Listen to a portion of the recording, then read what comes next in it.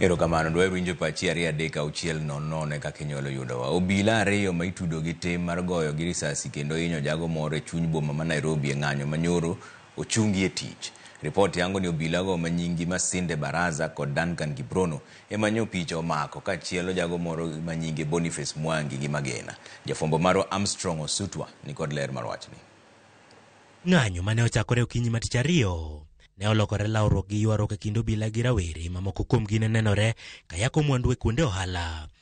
Kata kamano, wach manyo omako wang' oganda en okang' mar obila moro chwado gi Magina rawera moro manyinge oseyang ni Boniface Mwangi ma nyaka sani yango ni en jaohanda swekra e boma kendo nyaka sani yudo thieth e osiptal. Kokalo e milome ne jopiny, tindo obila nyo yango ni obila ariyogo mane picha omako kagoyo kendo chielo jagono idhi kawnegi okang' mar chik.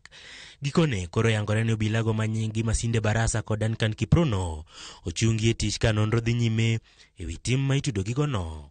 Obilago ne geno chwale do, to kata kamano mano ne ok otimore, wera ni pod itimonegi nonro. Okindegi to nyono piny ni obilago onge ketho moro amora, wera ni okwach kich pok oyango makare ka gine mane gimonjo Boniface kata oyo.